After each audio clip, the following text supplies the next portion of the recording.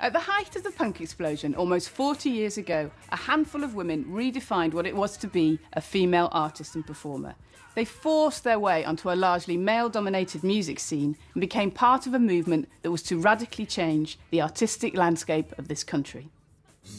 They came from the squats and suburbs of London and inspired a generation of ordinary young women to believe they could do whatever they wanted. Along with Susie Sue, Chrissie Hynde, Polystyrene and the Raincoats, the Slits were amongst punk's most important figures, and Viv Albertine, their guitarist, has just brought out her brilliantly titled memoir, Clothes, Clothes, Clothes, Music, Music, Music, Boys, Boys, Boys. It charts her life as part of this cultural revolution. These were female musicians doing it on their own terms. No sellout, no compromise, no straightforward sex appeal. And in doing it their way, they set the template for the modern rebel girl. The great thing about punk was that the fact that I was a girl was no longer any kind of a feature. It was a 6-month window where you could kind of sneak in there and see if you could get away with it. You never heard girls until then absolutely bursting with a really raw primal energy that we had. We're trying to cause a bit of mayhem, to be honest with you. Well, you look like you are. Yeah, we threw a few chairs around.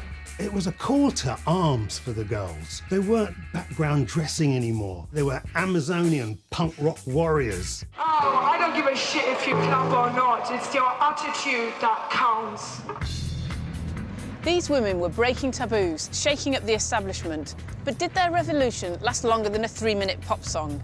Almost 40 years on, now mainstream culture has absorbed the shock of these outsiders. Can the female punk spirit still survive? Little girls should be seen and not heard. I'm bondage on you!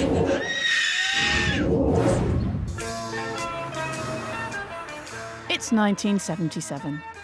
Honey and Jackie magazines are packed with girls with perfect Charlie's Angel flicks, wearing flares, pinning posters of Rod Stewart to their wall. Legs & Co. sashay mumsily to the latest disco hit on Top of the Pops. And lovely David Soul is at the top of the charts with Don't Give Up on Us, Baby.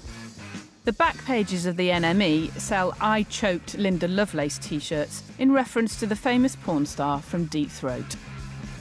Despite the birth of feminism, for many young women, 70s Britain isn't exactly the land of opportunity.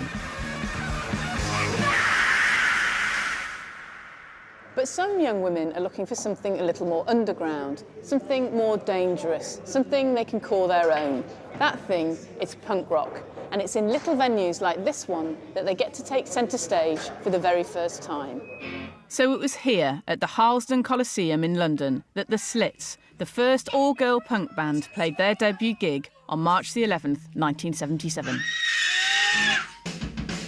Their chaotic performance and in-your-face irreverence made a huge impact on many of those who were in the audience that night. I just felt like, I wish that was me. This is what I want to be. What they sang and how they behaved just spoke to me. Armand is beating the crap out of the drums. Tessa, all in black, she looks amazing. Ari, more than any of the female performers, and even maybe the men, typify the spirit of punk rock. She's flashing in her old raincoat. You know, it was complete revelation to see them because they were just so energetic, so wild. It's pretty extraordinary, actually. No women had ever done this before. The Slits were at the heart of a fledgling London punk scene, which emerged from the clubs and squats of West London. These squats were crash pads and rehearsal rooms, where manifestos were hammered out and punk bands were born. Punk was a howl of frustration, a visceral reaction to the dull British establishment and 1970s pop music's overblown pretensions, and anyone could be involved. Initially, attention focused on male punk bands, but women soon elbowed their way to the forefront, not just as vocalists, but as guitarists, keyboard players, bass players and drummers. And shortly after the trailblazing Harlesden gig, Viv Albertine, who was also part of this closely knit punk fraternity, joined the Slits on guitar. Let's talk a bit about the kind of atmosphere around punk, because some people may think of it as a kind of aggressive time, but actually it was quite a kind of open-minded time. The idea was that you could do what you want. There was a kind of DIY ethos, wasn't there, around it? I sort of didn't know punk existed. Well, there wasn't punk. You know, I didn't know there was this way of being yourself on stage and not caring about your accent or how poor you were or where you came from until I saw Johnny Rotten play. And then that was it. It was an epiphany.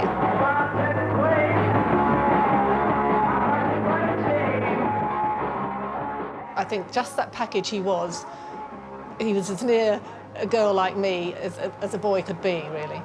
I got left 200 quid, the only money I've ever been left in my life, by my grandmother, and I thought, I'm going to go and buy a guitar. Mick Jones, who was my boyfriend at the time, said, great. I literally couldn't play it. I couldn't hold down one bar chord. And then, I think about a week later, I met Sid Vicious in the street, hadn't met him before, and said, I'm going to make a band. And he said, oh, I'll be in a band with you. You were practising for quite a while, weren't you, with Sid? Yeah, we did spend the whole of summer '76, the hottest summer on record, in Joe Strummer's basement, trying to get a band together. We sort of got used to how it felt to rehearse and turn up every day, and then Sid decided I couldn't play guitar well enough to be in the band anymore, even though it was my band. OK, so you joined the Slits, and did you get a kind of confidence from that environment? Because when you joined the Slits, it was an all-girl group, wasn't it? I didn't like it being an all-girl group, and everyone at the time was very against being labelled, you know, because we'd been labelled all our lives. We were just these sort of useless, poor, comprehensive school-educated kids. And I said to Chrissie Hynde, who was a friend of mine, oh, Chrissie, I don't want to be in an all-girl group, it's tokenistic. And Chrissie just said to me, oh, shut up, Viv, and get on with it, they're a good band. It's very down to earth.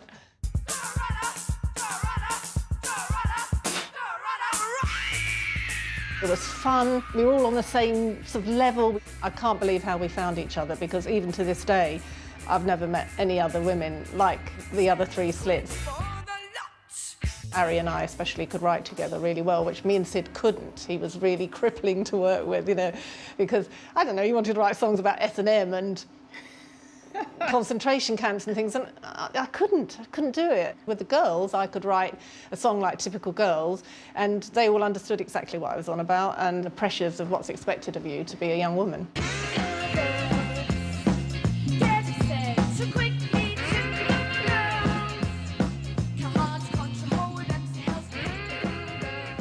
So should we talk a bit about Ari, because she was a very unusual character. She did have an extraordinary mind, and she was very, very different and very relaxed about her body. I mean, she pissed on stage. Oh, not to be shocking, but she basically desperately needed a piss. And she completely liberated me, actually, about my body. I learned a hell of a lot off her, and we translated that back into the Slits as well. You don't feel any cunt.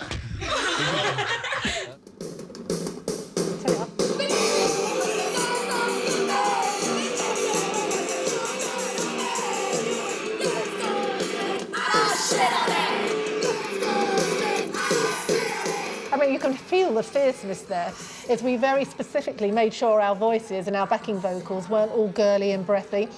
Again, you know, just like when you shout across a playground, you go, oi!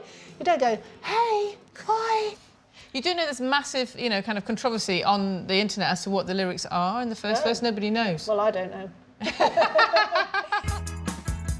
Female punks were trailblazers, creating not just their own space for performance, but their own kind of music, their own way of being. They took Malcolm McLaren's manifesto, be childish, be irresponsible, be disrespectful, be everything that society hates, and created their own style, sometimes even their own cartoonish personas.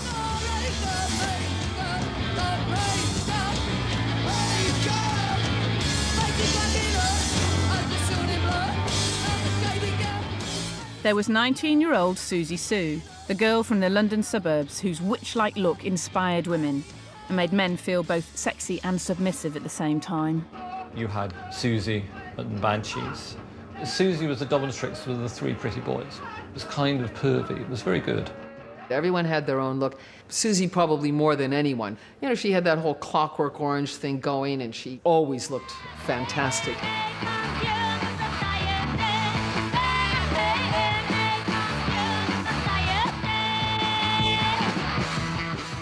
There was Polystyrene with her band X-Ray Specs, sporting braces on her teeth and challenging the idea that female performers should be passive and conventionally beautiful. Polystyrene had a major part to play. She was particularly empowering to women that weren't about looking girly. X-ray specs had a great image and a great sound. They were so different to everything that come before.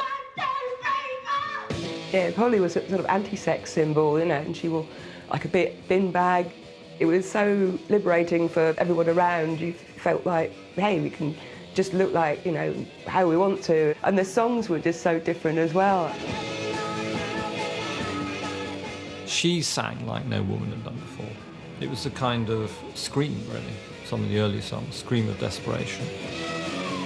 It was all about consumerism. It was all about not being a slave to your desires. Most people associate bondage with sexual bondage because they think it's perverted and, you know, they think of whips and things like that, but it isn't really. It's about any form of slavery and it's against that. And it's saying, no, bondage up yours, you know, fuck off tonight.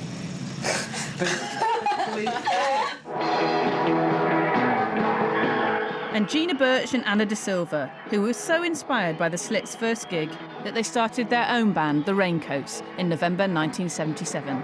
Within a few weeks, they were playing their first gig. The Raincoats preferred ideas to proficiency and counted John Lydon amongst their fans. It was all about you putting your own ideas forth and bringing yourself to it. It wasn't copying this guitar player and doing these solos and lots of fancy stuff. It was about you bringing what you had to the fore.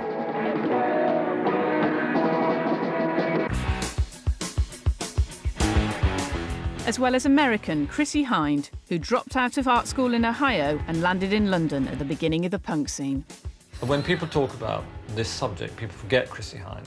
You have a woman doing what no woman had ever done before, which is playing guitar very aggressively. You play with Chrissie, you have to rock. That's what she wants to do. She wants to get it down to the essence and rock, you know, just as tough as anything men could do. Chrissie's abilities didn't go unnoticed by punk impresario Malcolm McLaren. She found herself part of a small pool of musicians who went on to form some of the major punk groups. He was always kind of nurturing me or trying to help me out, which was fantastic, because I really looked up to Malcolm. We had two guitar just as a boy in the background. But we had one rehearsal. Vivienne Westwood came down and she was impressed. She goes, "Oh, Chrissie, you can really squeeze a chord out of that thing." Anyway, they never called me back after that one rehearsal. And the next week there was a new band in town and it was The Damned. These female performers were standing centre stage, and that was thrilling for young women up and down the country. Also in from America, now renowned photographer Sheila Rock was inspired by punk to pick up her camera and document the scene in its exciting infancy. She was invited to intimate rehearsals and met the artists at the forefront of the movement. Like the punks, she was learning her trade as she went along. And I went around just photographing what I thought was interesting. You know, I met the Bromley contingent. I met Susie, Billy Idol, Steve Severin. We've got a picture of Susie here in 1976, so definitely before punk went mainstream. Yeah. And she looks terrifying. Well, she had that dominatrix look about her. Totally original. She's got a T-shirt here which shows two naked tits basically on there. This kind of clothing, did that got a lot of reaction from people? I think the audience was as expressive in their clothing. But because she's very handsome, she was just very imposing. Punk girls certainly weren't sexy, and it was almost asexual. But she brought something else to the scene, I think. She looks pretty sexy to me. But a kind of strength, not a kind of 50s sexy. And it explores very underground roots, I think, and dark, deep things that young people were wanting to explore.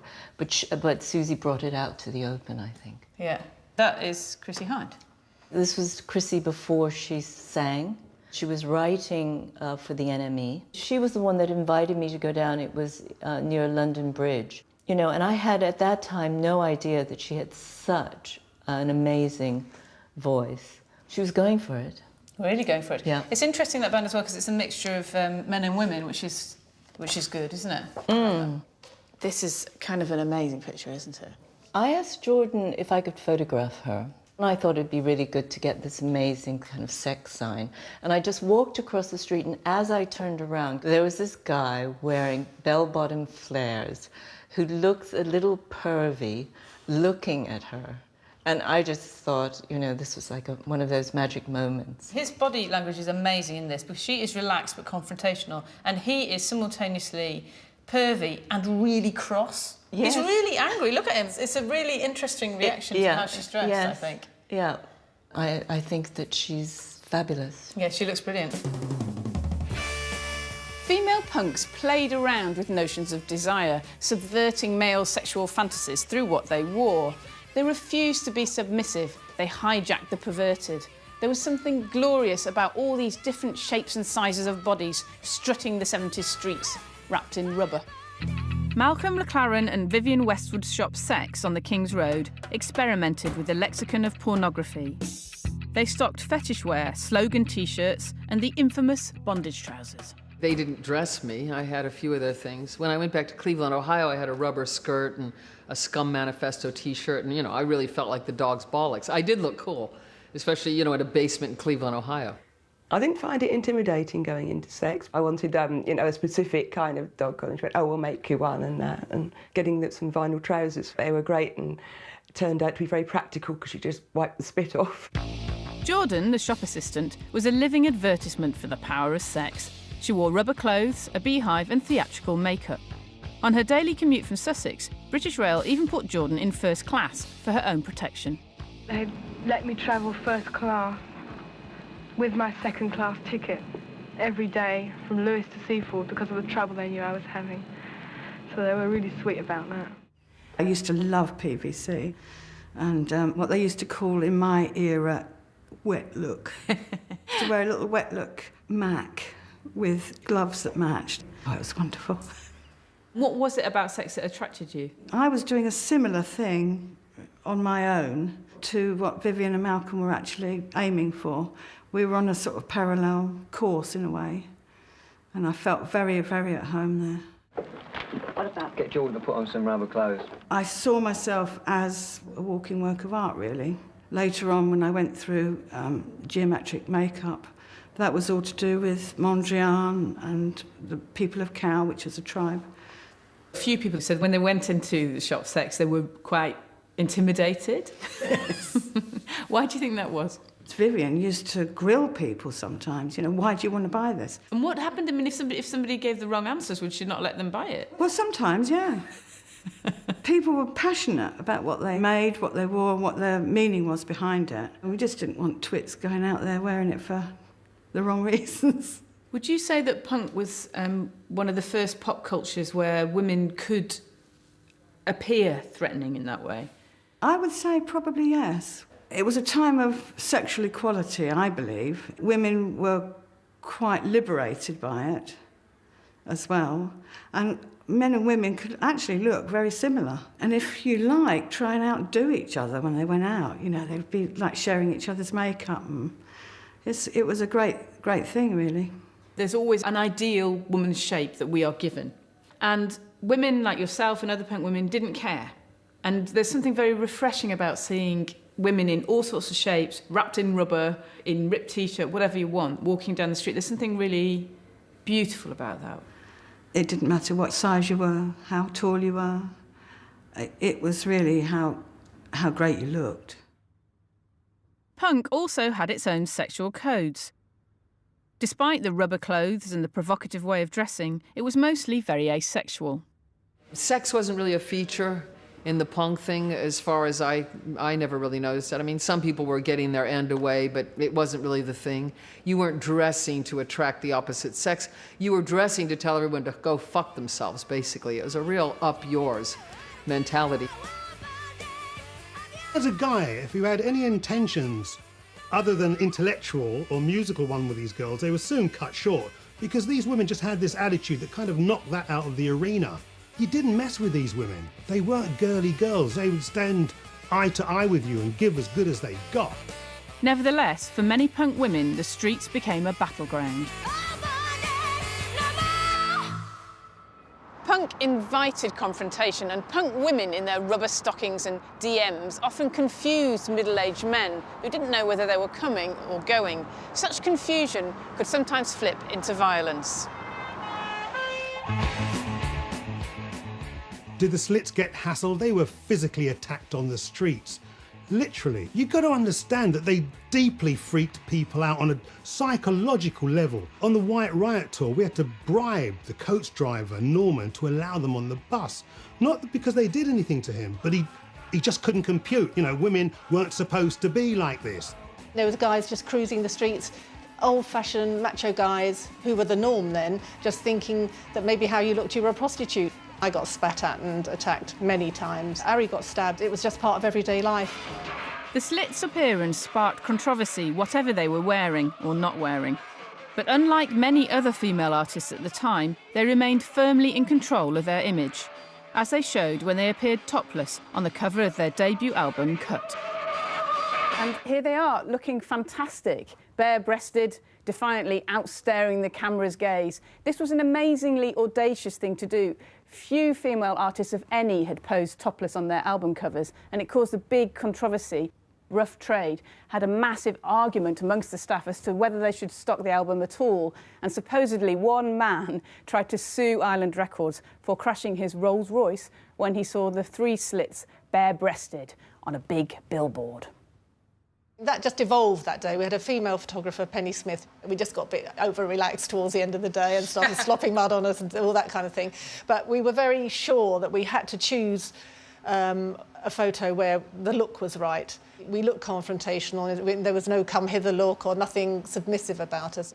I really like the Slits cover. It's earthy. It's definitely making a statement because they're naked, but it's sort of not sexy. It's not objectifying.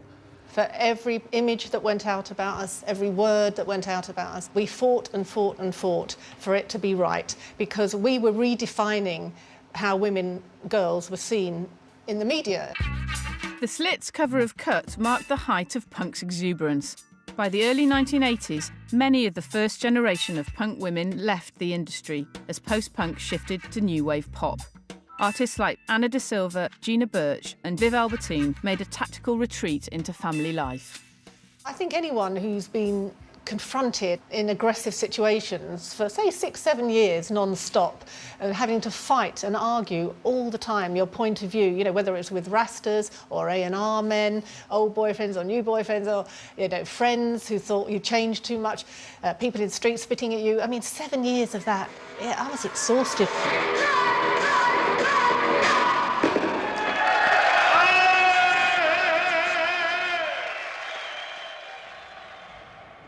Punk, like all youth movements, was of its generation.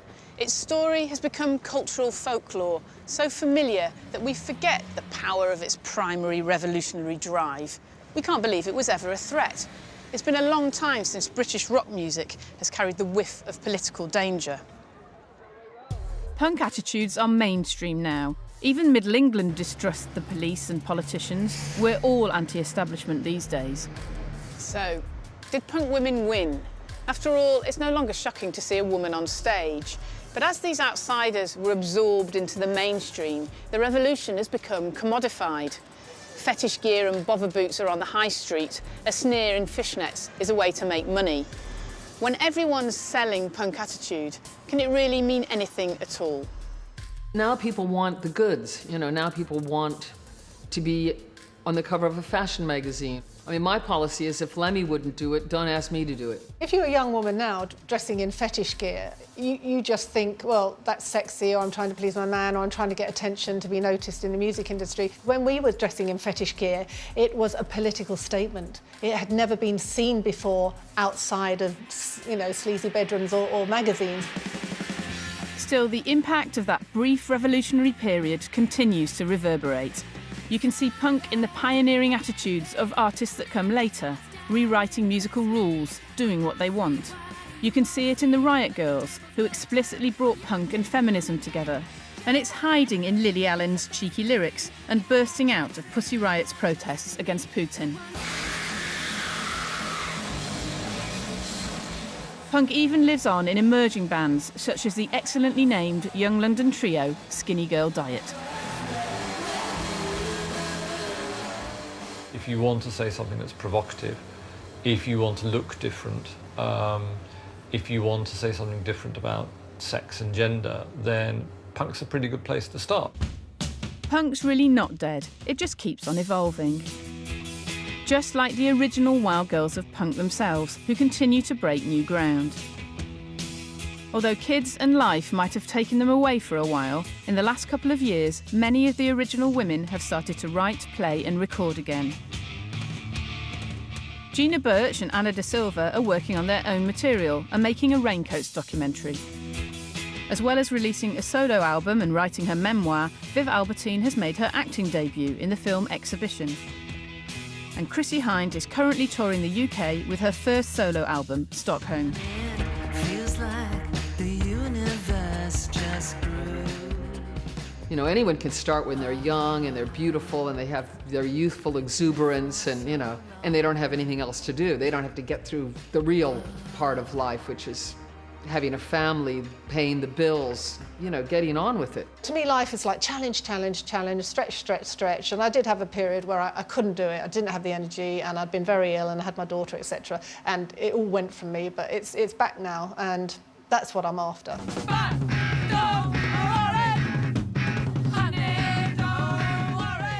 I find that we're on stage that we're sort of ageless. We have our songs and we go and perform them. I go and see Yoko Ono perform when she's 82, 83, 84, and I think 20 more years, 30 more years. It's perhaps the time of the older woman, you know, and why not? These are grown women performing and creating as they please. Not just playing the old hits, but creating new songs about how they see the world as older women, ex-wives, mothers, humans, artists. And just by doing that, they're breaking some of society's phobias about age and gender. That seems pretty punk to me. 2, 3, 4.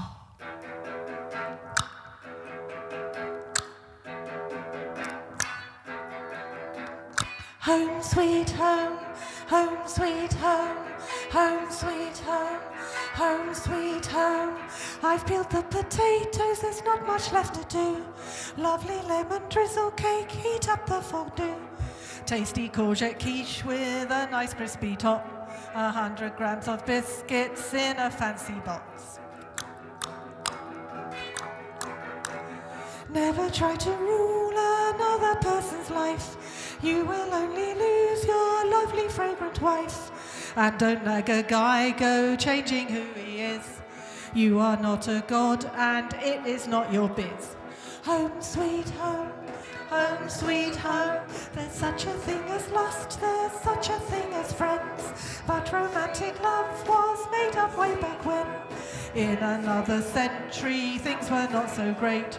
Same thing with marriage, it's an unnatural state. I chose being an artist over being a wife. Now I'm gonna lead a very lovely life, life, life. Wife, wife, wife, life, life, life. Wife, wife, wife. I hate my beautiful, clean, white